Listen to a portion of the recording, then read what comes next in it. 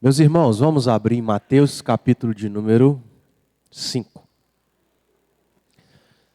A gente tem tido algumas séries nos nossos trabalhos e, pelo assunto que nós estamos tratando, nós temos ficado no mesmo texto, já há algum tempo.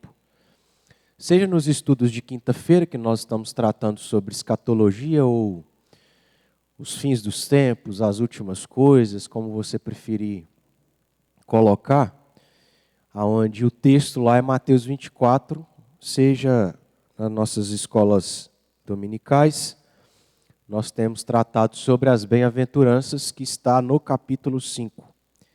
Então fica fácil da gente poder gravar. E também no domingo à noite a gente está trabalhando já há algum tempo no mesmo capítulo, porque a gente está fazendo de versículo em versículo. Talvez depois a gente acelere um pouquinho mais, mas a gente está em 1 Pedro. Então temos 3 séries e 3 textos que a gente está um bom tempo trabalhando cada um deles. Mateus capítulo 5. Nós vamos tentar falar de cor as bem-aventuranças. Nós estamos na 5ª bem-aventurança, que está no versículo 7. E aí nós vamos para ajudar os irmãos, inclusive a mim, que na hora da pressão a gente dá um branco, Mas, para ajudar, nós vamos então ler do versículo 3 ao versículo 5. Perdão, versículo 3 ao versículo 7, para a gente relembrar aqui essas bem-aventuranças. E depois a gente tentar falar sem olhar. Então vamos ler com muita atenção, para a gente tentar fixar, gravar isso aí, para quando a gente tiver que participar de alguma brincadeira, onde a brincadeira é quem fala mais versículos de cor, a gente já tenha pelo menos essas 5 primeiras bem-aventuranças aí guardadas na nossa mente. Então vamos lá, juntos, do 3 ao 7 do capítulo 5 de Mateus. Bem-aventurados os humildes de espírito, porque deles é o reino dos céus. Bem-aventurados os que choram, porque serão consolados. Bem-aventurados os que têm fome e sede, é isso? Porque serão fartos. E a 5ª, bem-aventurados os misericordiosos, porque alcançarão misericórdia. Então é só lembrar, humilde. Oi? Pulei? Qual? Então por isso que eu até perguntei se era isso. E aí o versículo 5, a terceira bem-aventurança. Bem-aventurados os mansos, porque herdarão a terra. Então olha só, nós temos aí humildes, os que choram, mansos, que têm fome e misericordiosos. Então qual a primeira? Bem-aventurados os humildes de espírito, porque deles é o reino dos céus. Bem-aventurados os que choram, porque serão consolados. Bem-aventurados os mansos, porque herdarão, tá certo? Bem-aventurados os mansos, porque herdarão a terra. Bem-aventurados os que têm fome e sede de justiça, porque serão fartos, isso. E bem-aventurados os misericordiosos, porque alcançarão misericórdia. Não é difícil. A gente só tem que forçar a nossa mente, porque a maioria dessas bem-aventuranças tem aí um motivo que tem relação com essas primeiras palavras que a gente precisa decorar. Porque se você decorou as primeiras palavras, é mais fácil de você relacionar elas ao restante do versículo. Então a 5ª bem-aventurança é esta que está no versículo 7. Bem-aventurados os misericordiosos, porque alcançarão misericórdia. O que é ser misericordioso. Você é misericordioso? O que é ser misericordioso?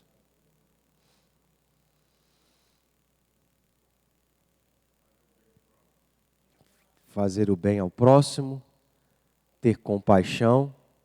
O que mais? Aquele que perdoa. O que mais? Ana? Daniel? Estas coisas todas que os irmãos falaram, com certeza tem relação, né, com o que é ser misericordioso. E, de certo modo, irmãos, ser misericordioso pode ser comparado com a graça, com graça. Ou a gente pode dizer que essas duas coisas têm relação uma com a outra, mas na verdade são diferentes. Por exemplo, nós temos algo bem costumeiro que era feito nos dias da igreja primitiva e que a gente pode observar, por exemplo, nas cartas que eram escritas. Se você olhar aí, vamos abrir em 1 Timóteo. Então alguém abra em 1 Timóteo capítulo 1. Outro irmão abra em 2 Timóteo capítulo 1. Mais a outra pessoa abra em Tito capítulo 1. E outro abra em 2 João capítulo 1. Então, 1 Timóteo 1, 2 Timóteo 1, Tito 1, 2 João 1.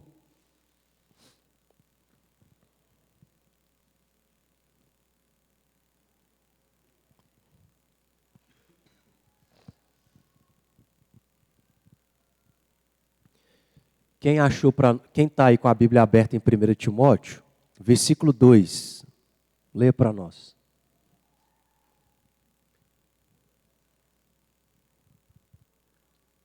Primeira Timóteo 1, 2.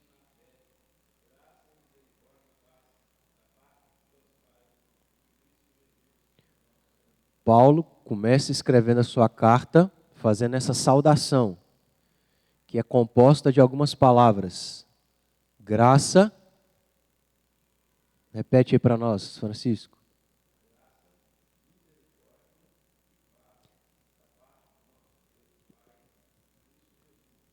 Graça, misericórdia e paz. Coisas que ele diferencia. Por quê? Tem relação, mas de certo modo são diferentes, né? 2 Timóteo capítulo 1, versículo 2 também.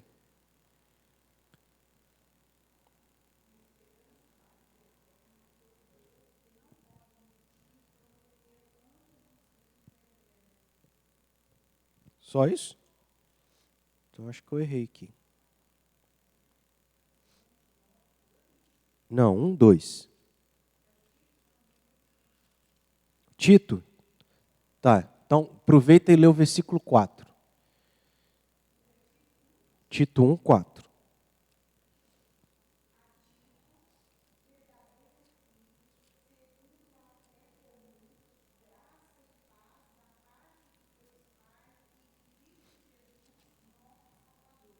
Como é que está então? Graça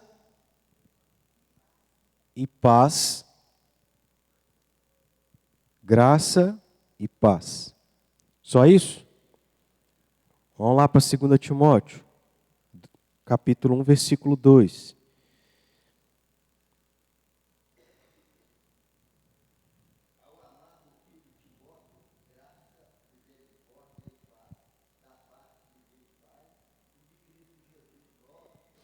A mesma coisa. E o último texto, 2 João 1, 3.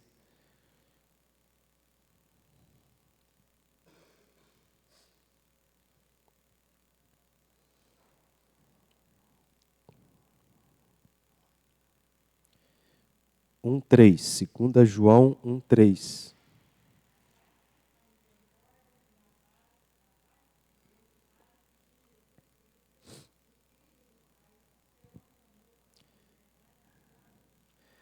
Perceba, irmãos, isso era costume nas cartas daqueles dias, as cartas escritas às igrejas. Era iniciado com uma saudação composta de pelo menos duas coisas, ou de duas palavras, graça e paz. Não é à toa que depois de tantos anos, isso é costume nosso. A gente começa os nossos cultos e alguns irmãos têm esse hábito de cumprimentar outros irmãos em Cristo com graça e paz. Mas o nosso esforço aqui foi apenas para observar que isso acontecia, era costumeiro, e que apesar destas duas palavras, graça e paz, terem relação, elas têm uma certa diferença. E é isso que eu queria perguntar aos irmãos. Qual é a diferença entre graça e misericórdia?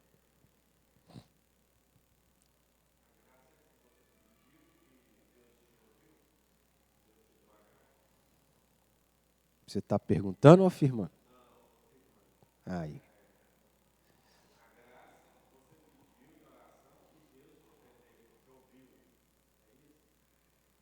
Tem relação com isso.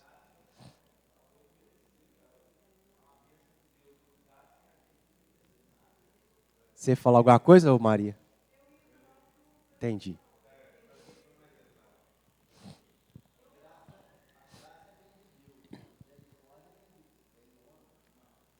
Deus é então não só do homem, mas graças a Deus, a misericórdia também vem de Deus. Se não, coitados de nós, né? Mas também vem do homem. Ainda que nós saibamos que a misericórdia que vem do homem é muito imperfeita, muito falha. A de Deus não. Mas graça, os irmãos acertaram. É receber ou é não receber aquilo que você merece. Graça é você não receber o que você merece. E o que é misericórdia? É você receber o que você não merece. Entendeu a diferença? Graça é receber, é não receber, tá vendo? Até eu confundo. Graça é não receber o que eu mereço. E misericórdia é receber o que eu não mereço.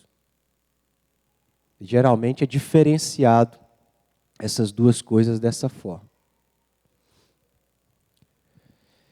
Mas nós estamos aqui para falar da misericórdia. E aí, um comentarista, melhor dizendo, diz que graça tem a ver com o pecado num sentido geral e misericórdia tem mais a ver com as consequências do pecado. Aí ele diz: a graça condescende diante da questão do pecado como um todo, a misericórdia contempla especialmente as miseráveis consequências do pecado. É a preocupação, aí uma definição que a gente pode ter para a gente avançar um pouquinho mais aqui no que a gente precisa entender ou no que Jesus estava se referindo com misericórdia. Misericórdia é a preocupação e o intenso desejo de aliviar a misericórdia do outro. Ele está vivendo em um estado de miséria, e ser misericordioso, a gente costuma definir dessa forma, é se colocar, como é que é? Se colocar no estado de miséria do outro. Então, o outro está vivendo em um estado de miséria, uma situação de miserabilidade. O que é ser misericordioso? É eu me colocar no lugar desse que está vivendo em um estado de miséria, porque ao se colocar, você então, como foi citado aqui, se compadece, você ajuda, você alivia, você tira a pessoa daquele estado. Nessa definição que é colocada pelo autor aqui, pelo comentarista, é a preocupação e o intenso desejo de aliviar a miséria de um indivíduo. Certo? Pois não.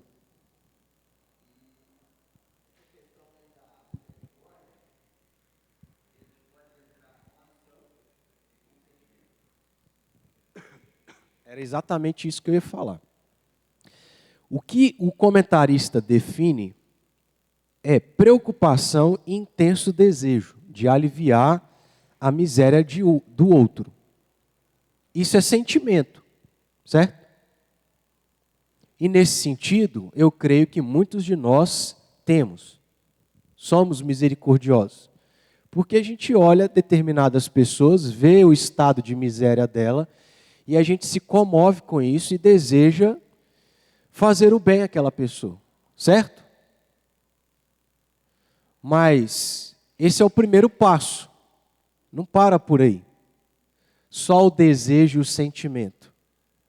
O que a gente não pode ignorar e negligenciar, que tem a ver com ser misericordioso, não é somente ter o desejo e o sentimento, mas ter a ação, ter a atitude de fazer algo por aquela pessoa.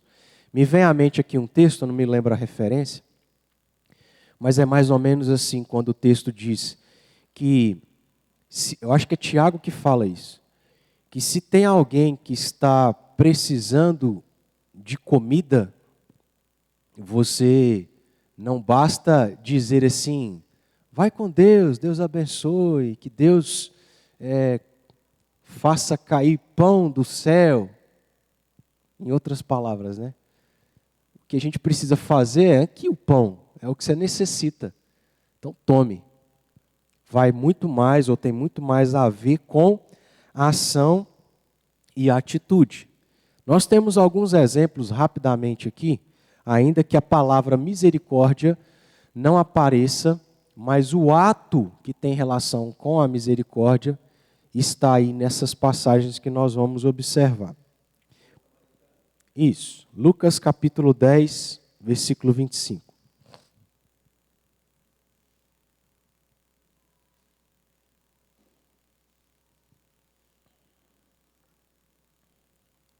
Lucas capítulo 10,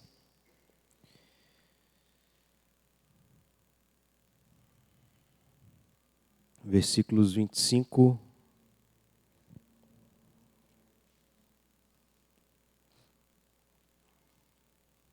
até o versículo 37, nós temos aqui essa história, a parábola, e que a gente conhece muito bem,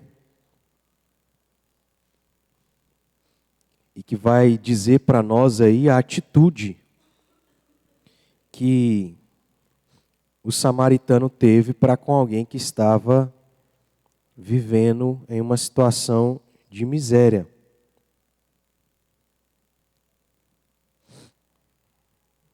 Deixa eu ver aqui. Veja aí versículo 30. Jesus prosseguiu dizendo, certo homem descia de Jerusalém para Jericó e veio a cair em mãos de salteadores, os quais depois de tudo lhe roubarem e lhe causarem muitos ferimentos, retiraram-se deixando-o semi-morto. Casualmente descia um sacerdote por aquele mesmo caminho e vendo-o passou de largo. Veja, irmãos, quando a gente olha para essa atitude aqui do versículo 31, às vezes a gente se enquadra nisso um pouco. Porque, e talvez, pelos dias que nós estamos vivendo, isso contribua para nós agirmos assim, o que de certo modo não nos justifica. Mas, por exemplo, aqui eu vou usar o meu próprio exemplo. Eu sou o tipo de pessoa que gosta de ajudar as pessoas, seja quem for. Mas é muito mais fácil você ajudar quem você conhece do que você ajudar um desconhecido que, por você não saber se o que ele está vivendo e falando é verdade, você não tem segurança de ajudar alguém. Porque muitas vezes a gente tem essa experiência, triste experiência, as pessoas contam uma história que não é verídica, para obter algo de nós, para outras finalidades. E por causa disso, a gente tem receio. Primeiro, porque a gente quer ajudar realmente. Segundo, porque não é porque a gente tem condição de dar as coisas que a gente vai dar para que elas não sejam bem usadas, certo? Então isso nos atrapalha muito, porque às vezes tem pessoas que realmente precisam, mas como a gente tem esse contexto todo, a maneira como a gente age é como desse sacerdote. A gente percebe, a gente vê, mas passa de largo. Às vezes eu sou até sem educação e a Flávia me corrige nesse sentido. Porque tem umas pessoas que, como algumas pessoas procuram várias outras para que elas ajudem, possam ajudá-la, elas não gravam todas as pessoas que elas procuram, certo? E aí acontece comigo de uma mesma pessoa pedir ajuda várias vezes. E aí, talvez eu esteja errado, talvez não, é uma coisa que eu precisava me desafiar a ter um tempo para conversar com a pessoa, mas eu tenho dificuldade com isso. Mas é de que quando eu vejo aquela pessoa de novo, eu já chego e falo assim, ó, não dou dinheiro. Eu já sou curto e grosso assim. E aí a Flávia puxa minha orelha e fala assim, não fala assim. Até porque tem gente que você não sabe se é perigoso, né? Se dá uma má resposta, a pessoa te dá uma facada. Então, isso é muito complicado, mas às vezes a gente age exatamente dessa forma.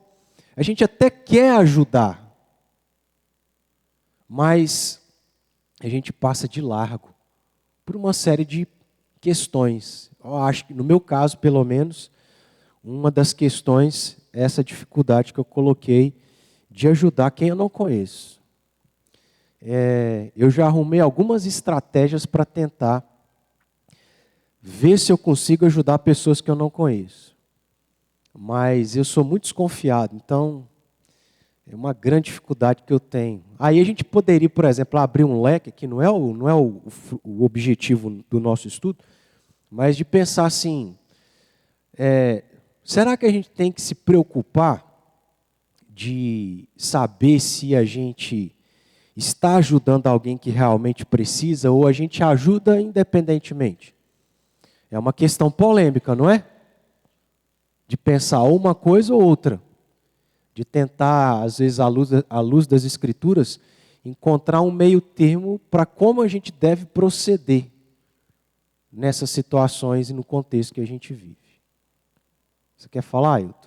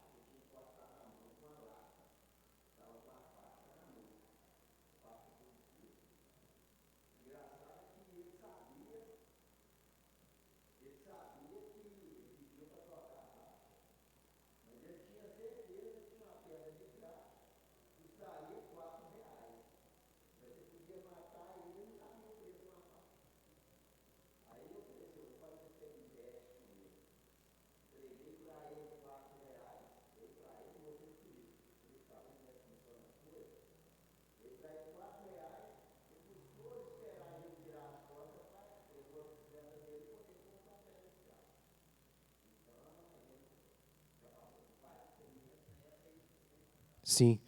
Todos nós aqui, irmãos, teríamos alguma situação nesse sentido. E talvez poucas seriam as situações onde a gente teve uma experiência positiva. E aí a gente tem que criar estratégias, porque o objetivo é ajudar, certo?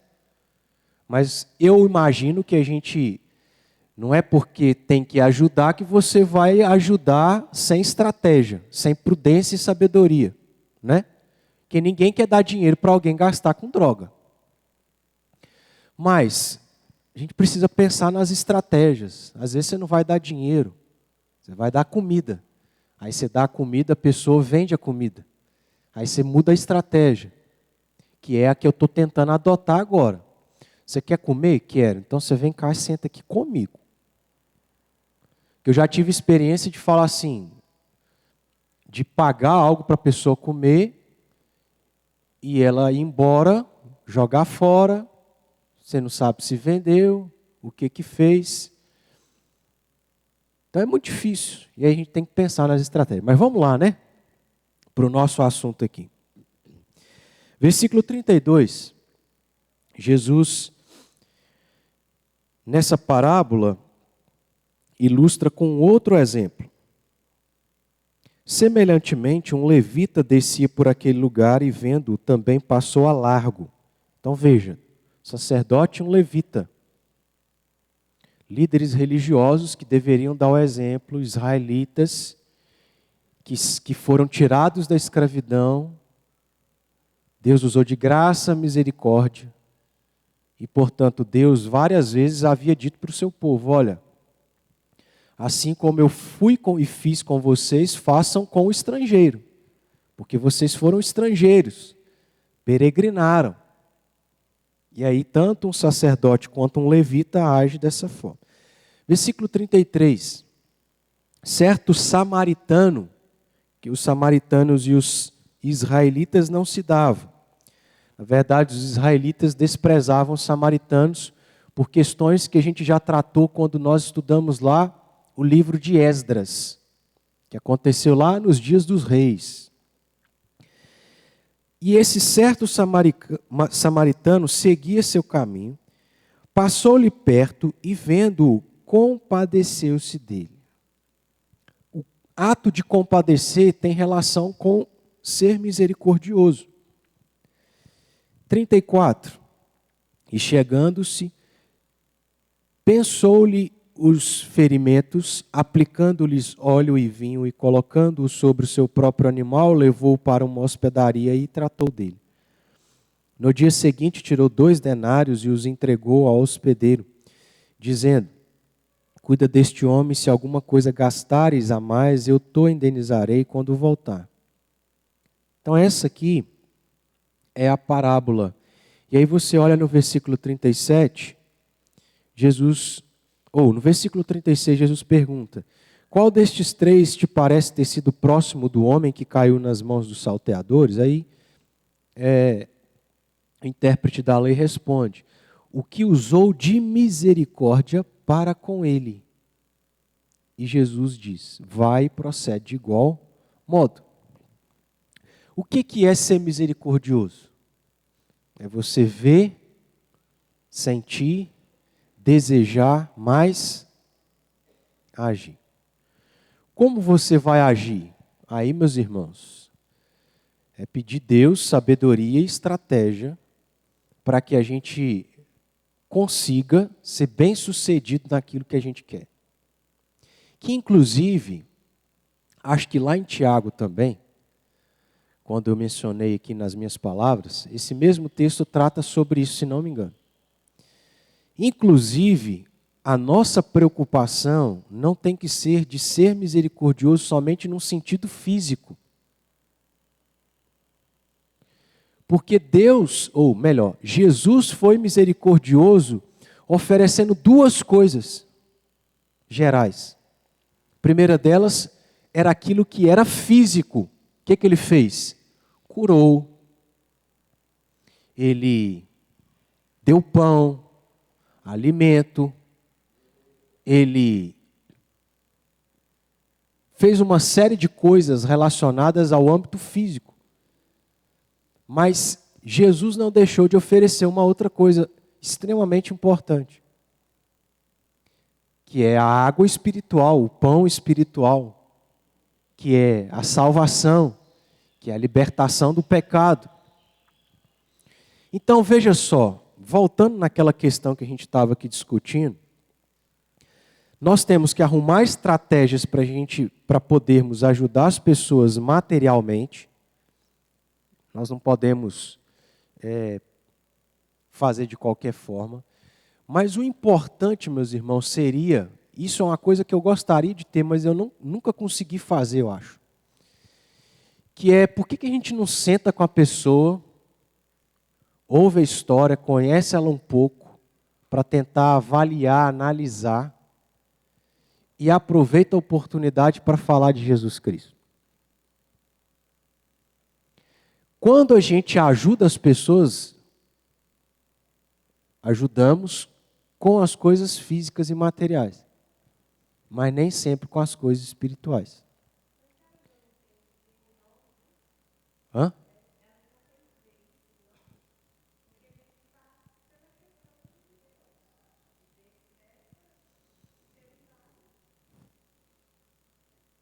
Me explica melhor, para eu entender esse ponto aí.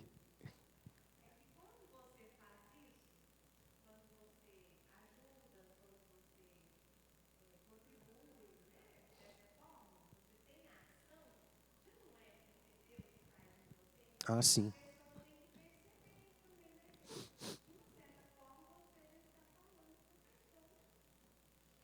Sim.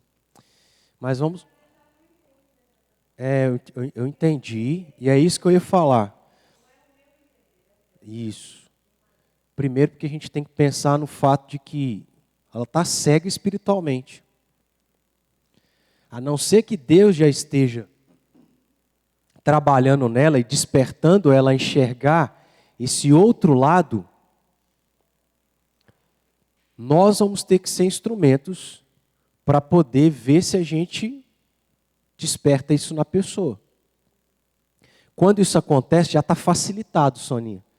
Porque aí Deus já tendo trabalhado, ela vai olhar para a sua atitude e falar assim, nossa, uma pessoa misericordiosa, né? E aí isso vai ser linkado com Deus e tudo mais, uma coisa leva a outra. Mas quando não é o caso, aí deveria ser nós para tentar, porque é isso que Jesus faz. Vamos lembrar da mulher samaritana? Percebam como que Jesus faz. Jesus vai assim, instigando ela para que o papo ou a conversa chegue aonde Jesus queria, que era o quê? A situação que você está vivendo é uma situação errada, você precisa corrigir. E veja como que Jesus faz, porque Jesus não fala assim, você é uma prostituta adúltera que merece ir para o inferno, ha, ha, ha. É assim. Jesus agia assim, se podemos dizer, com pessoas que claramente o rejeitavam, certo? Vamos lembrar dos fariseus. Agora, com a maioria das pessoas, não. E isso falta em nós, irmãos. A gente até quer falar de Deus para as pessoas. Eu lembro que quando eu era adolescente, sei lá, pré-adolescente, eu tinha um vizinho católico, e a maneira que eu preguei para ele foi falando, você adora imagens, você vai para o inferno. Quer dizer que Deus não possa tocar alguém por essa mensagem dura, pesada? Não, ele toca. Temos o exemplo de Jonas. Qual que foi o sermão de Jonas? Em outras palavras, para os ninivitas. Se arrependam porque o juízo será sobre vocês. Tipo isso. E toda a cidade, ou milhares de homens foram convertidos. Só que, irmãos, nós temos que ser sábios, né? E Jesus é exemplo disso para nós. Ele vai instigando, porque ele quer chegar lá. E a gente precisava ter essa mesma atitude. Eu queria muito isso, de alguém me pedir algo para comer, eu não dar dinheiro, mas ter disposição para pagar e falar, senta aqui, vamos comer junto. E aí conversar. mas é uma dificuldade que eu tenho. Às vezes tem pessoas que têm mais facilidade. Então, aproveita isso, louvado seja Deus. Quer falar, Ito?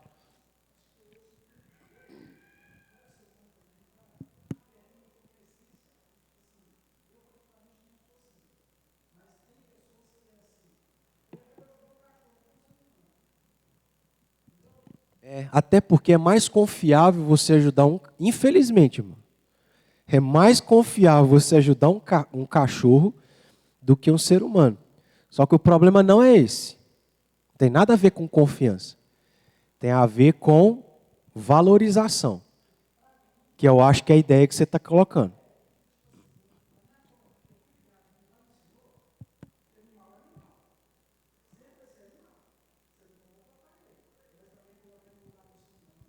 O animal não vira ser humano, mas o ser humano vira animal. Literalmente, né? Sim. Não, eu entendi a sua ideia. É lógico, irmãos, que eu não estou sendo assim taxativo, mas querendo ou não, o que o Ítalo está falando é algo que me incomoda, no certo sentido, porque hoje, para você ter um animal, é quase o mesmo custo de ter um filho. Se você viajar, o bichinho não pode ficar sozinho, aí você tem que colocar ele num hotelzinho, aí passou mal, você tem que fazer cirurgia. Assim, não estou desprezando os animais, de forma alguma. Mas a ideia aqui é só da gente pensar que assim, está meio que igual. E não só isso, mas de que o problema maior é que tem pessoas, tem homens bem-sucedidos, eu esqueci a expressão que se usa ultimamente, é pai de pet, mas não quer ser pai de filho. Valoriza mais um animal, investe e gasta mais no animal do que num ser humano. Ah, eu não quero ser pai. Ué, então, não precisa nem adotar um filho, mas adota uma família para você ajudar. Não acontece isso.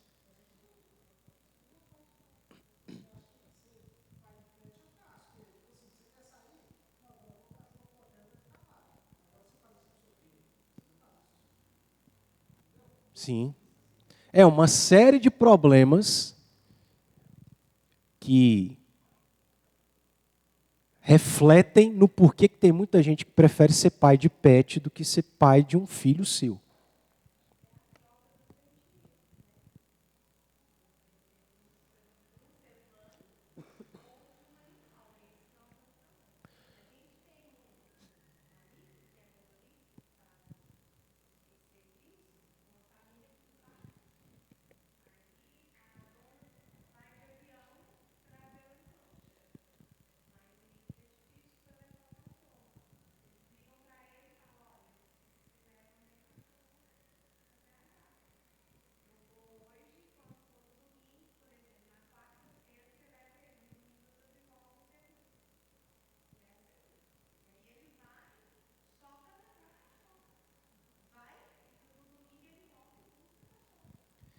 É um trabalho bom, né?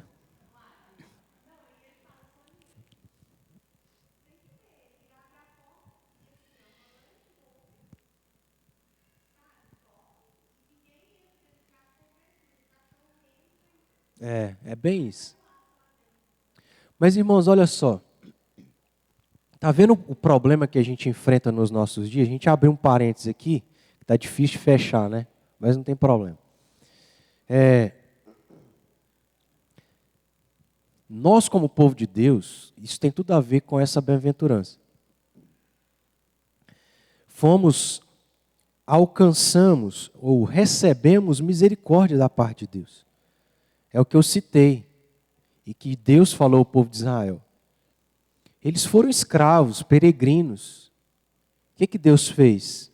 Os levou para uma terra que emanava leite e mel. Eles não eram melhores do que as outras nações. Deus fala isso também. Se Deus fez assim, eles deveriam fazer o mesmo. E aí,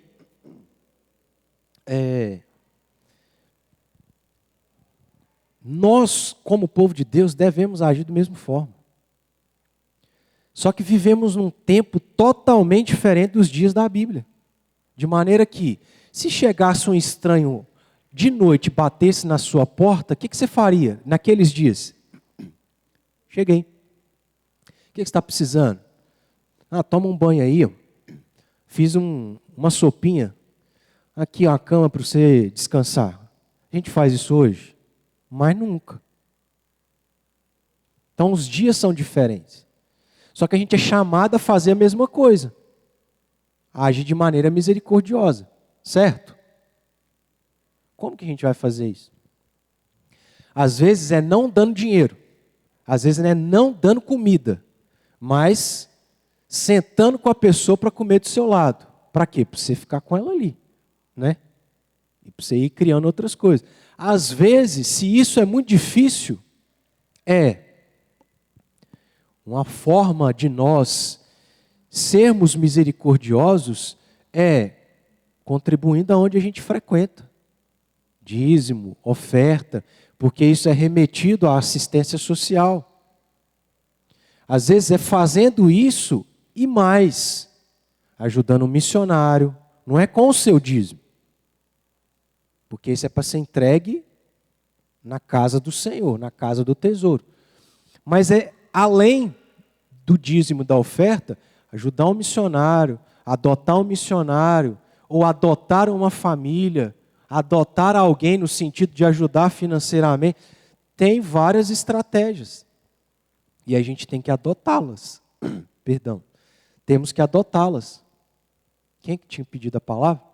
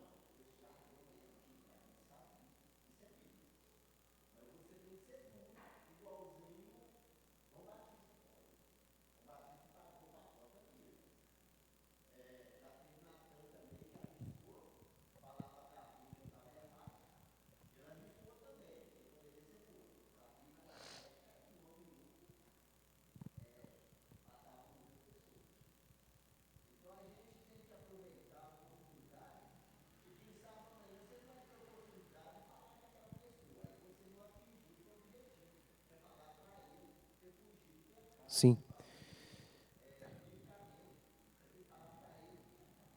Eu entendo que concordo e discordo. Eu entendo que cada caso é um caso, cada situação é uma situação. Até porque a gente tem na própria Escritura momentos onde Jesus precisou ser duro, direto, e onde Jesus falou de maneira diferente disso. Então há casos e casos, irmãos. Eu penso, por exemplo, no caso da criação dos nossos filhos. Não são todos os casos e todas as vezes que nós corrigimos eles da mesma forma. Toda vez que o seu filho comete um erro, você senta uma varada nele? Não. Tem momentos que você conversa, tem momentos que você exorta, tem momentos que você altera um pouco mais a voz, tem momentos que você senta o chinelo. Então, isso requer de nós sabedoria. Exemplo. Nós estamos num velório. A pessoa está sensibilizada. Que tipo de palavra que ela precisa? Estamos falando, irmãos, de ser humano, tá? Que tipo de palavra que ela precisa? Não tem como ser outra coisa. É lógico que não seja apropriado, talvez dependendo do contexto, da intimidade, etc, etc, você agir de uma maneira um pouco diferente. Por isso que eu estou falando, cada caso é um caso. Mas veja, existem situações onde, dentro da prudência, e o nosso objetivo é ganhar, e na verdade quem produz o fruto é Deus, que dentro da situação você tem que ter sabedoria para saber, agora nesse caso eu tenho que agir assim. Não é simples. E nós falhamos muito nisso. Principalmente porque a maneira como a gente tem padrão costuma ser nós mesmos. E não é bem por aí.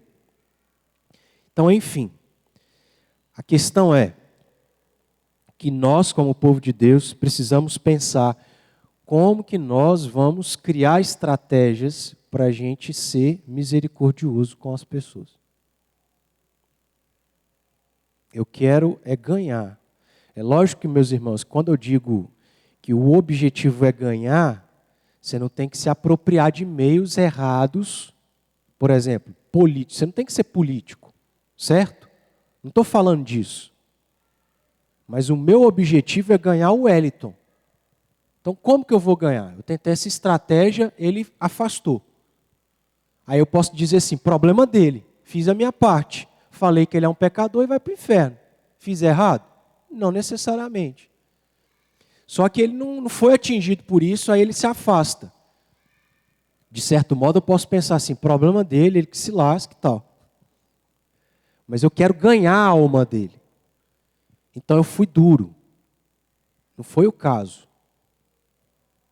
Aí eu quero, porque eu quero ganhar, como que eu vou atingir? Qual outras estratégias que eu vou fazer? Vocês estão entendendo? Não é que todos os casos, como é que eu posso dizer? Não é que nunca alguém não possa se afastar, isso vai acontecer. Só que se eu tenho como objetivo ganhar, é como Paulo disse, eu fiz tudo para com todos. Aí a gente não pode interpretar isso, fiz tudo para com todos, fiz tudo para ganhar todos, no sentido que ele quis dizer assim, com um adúltero, eu adulterei para eu ser igual a ele, para eu ganhar. Não tem nada a ver com isso. É no sentido de ter, não sei se eu poderia dizer identificação, mas de meios para que ele chegasse àquela pessoa. É isso que a gente precisa.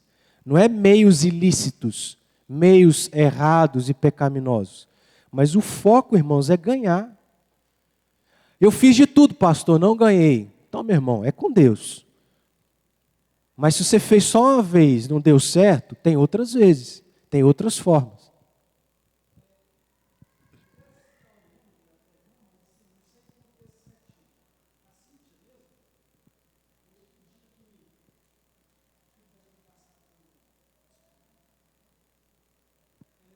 Um exame.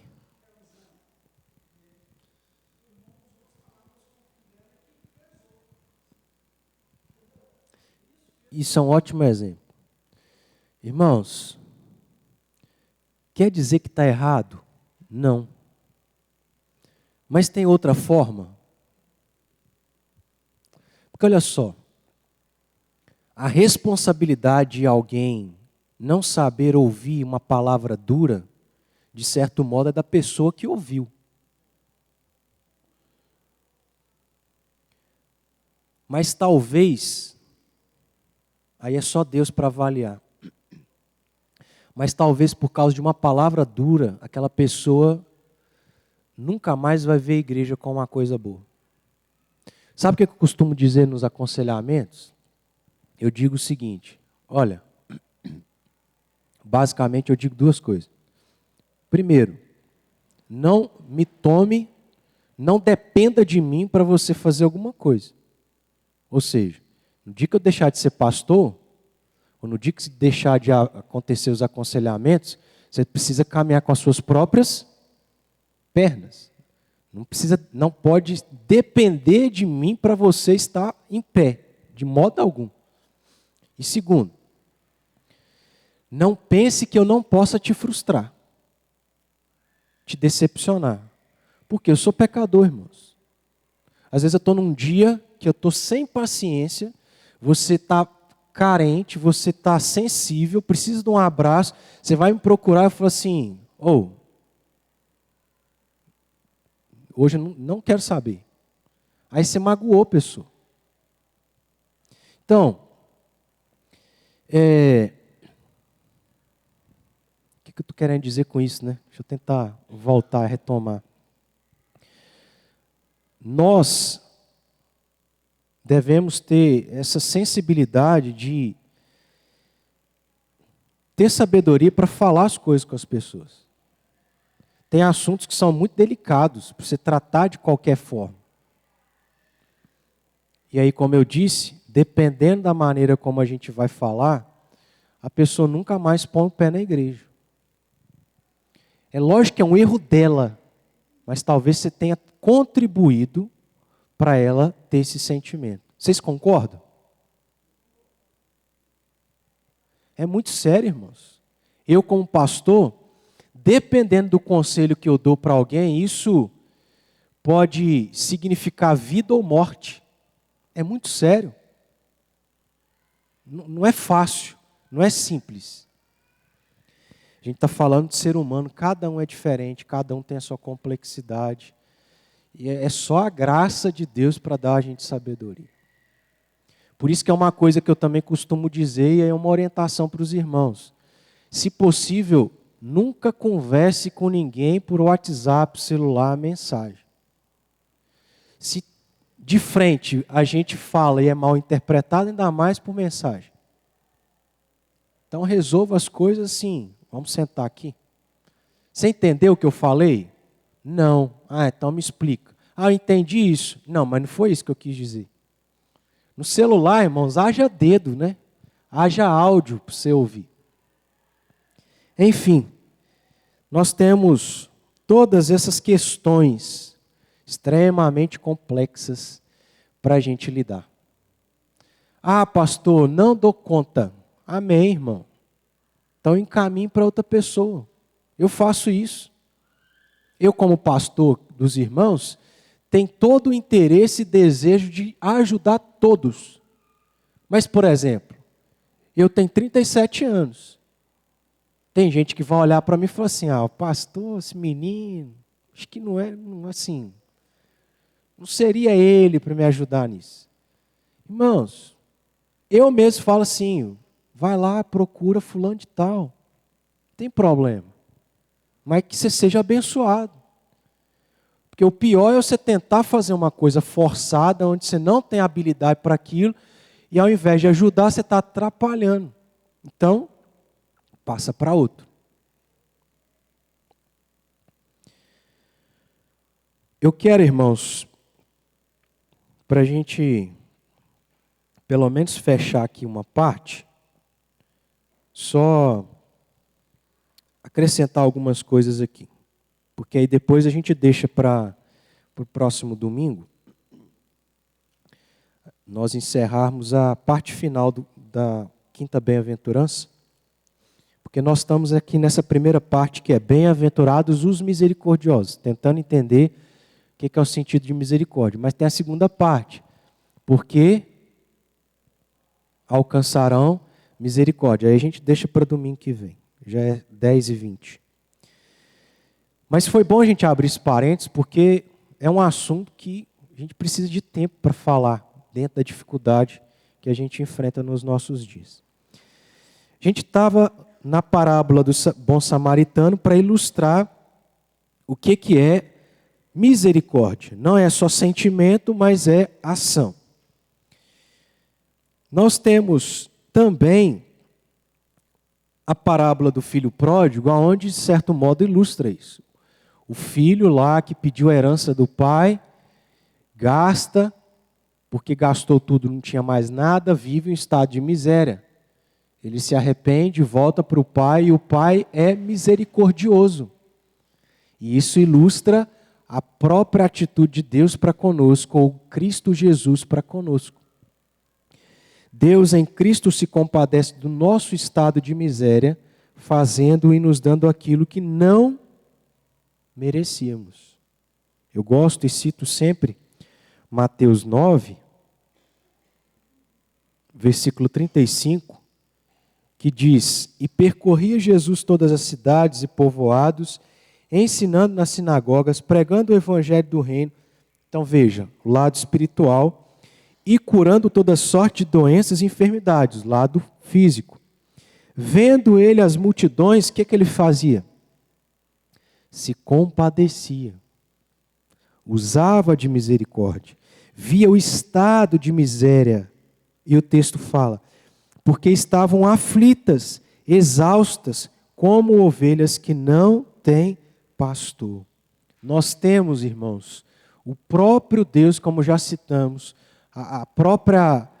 o próprio ministério de Jesus Cristo como um ato de misericórdia para conosco. Como alguém que viu o nosso estado de miséria, se compadece e faz algo.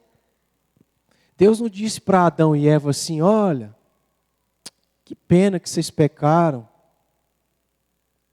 Eu estou triste porque vocês vão viver esse estado de miséria.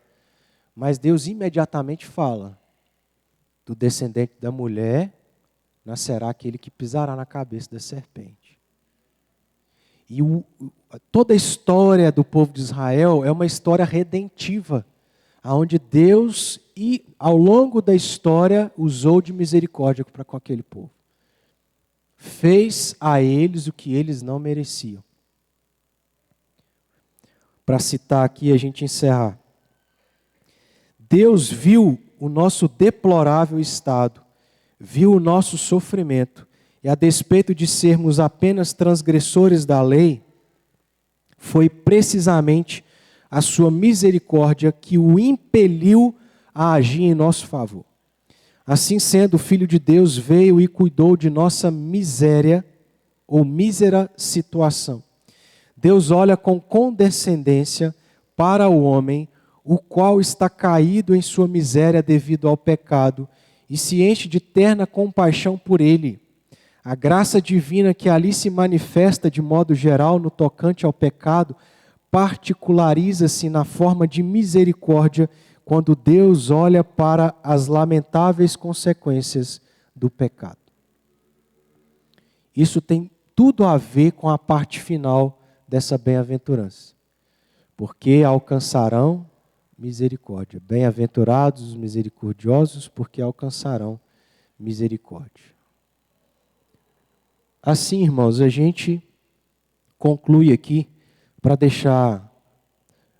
observar o que a gente precisa entender, que vai demandar aí um pouquinho de tempo, no próximo domingo, sobre essa última parte. Mas eu acho que já foi muito pertinente o tempo que a gente gastou aqui nessa primeira parte, para a gente refletir ao entender o que é ser misericordioso e já pensar no aspecto da aplicação do que é ser misericordioso na nossa vida. É muito difícil, mas que Deus nos dê graça, principalmente ao lembrar de que Deus tem usado de misericórdia o tempo todo com a gente, irmãos. O tempo todo. Deus faz por nós aquilo que a gente não merece. E já fez ou deixou de fazer aquilo que a gente merecia. Então que Deus assim nos ajude, em nome de Jesus, a sermos misericordiosos, sábios. E se você não é sábio, irmãos, eu também não sou, mas eu tenho há anos pedido a Deus sabedoria. Peça, Tiago fala isso. Não tem? Peça, que Deus dá. Para a gente saber ganhar, né, as pessoas que vivem muitas vezes em um estado terrível de miséria. Vamos orar? Vamos colocar de pé?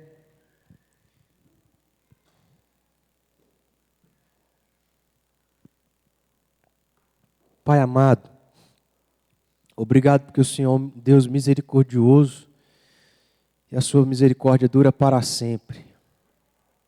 Te agradecemos porque o Senhor é misericordioso, não por nada que o Senhor viu em nós, mas porque o Senhor resolveu e fez isso em Cristo Jesus, do qual cremos. E ao crer, todos os dias temos experimentado essa misericórdia. Pai amado, ajude-nos a reconhecer, a agradecer, mas a sermos misericordiosos, Pai. Isso é tão difícil às vezes. No tempo que temos vivido se torna ainda mais difícil. Ó Deus, ajude-nos a sermos sábios, a termos estratégias, ó Deus, pensarmos em como vamos alcançar. Não permita, Senhor, que sejamos pedra de tropeço, ainda que, de certo modo,